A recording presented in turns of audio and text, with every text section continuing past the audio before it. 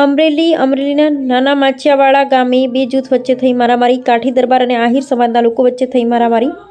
સુજલામ સુફલામની કામગીરી ચાલતી હતી તે રસ્તામાં પાણીનું ટેન્કર આડું રાખતા થઈ બોલાચાલી. એકબીજા આમને સામને આવી જતા બંને પક્ષના લોકોને પહોંચી ઈજાઓ. અમરેલી તાલુકા પંચાયતના પૂર્વ ઉપપ્રમુખ વનરાજ કોઠીવાલ થયા ઈજાગ્રસ્ત.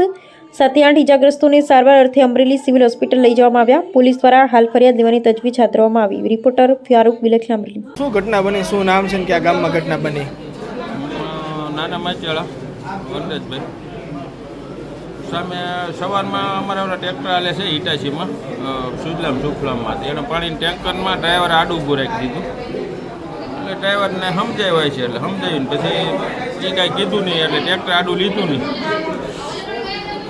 એટલે એણે શેઠને ફોન કર્યો, એટલે મેં કીધું શેઠ ટ્રેક્ટર આડું ઊભું કેમ ભરેલું ટ્રેક્ટર બધા ટ્રેક્ટર શેઠ એક બાજુ લઈ લો, એટલે એક બાજુ જોયું છે. એણે શેઠને બોલાવ્યા ઓલા ભાઈ વનરાજ ઓગળને. એણે એ આવીને બોલવા માંડ્યું. એટલે કીધું ભાઈ બાજુ નથી. મેં સીધો સાહેબને ફોન કર્યો.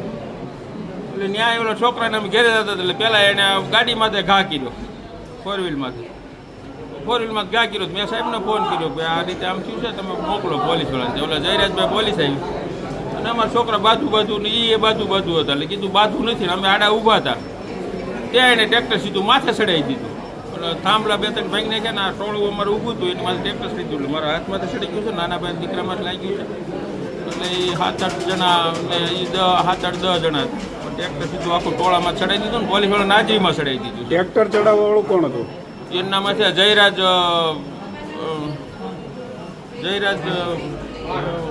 ભાઈ ભાણભાઈ વાળા.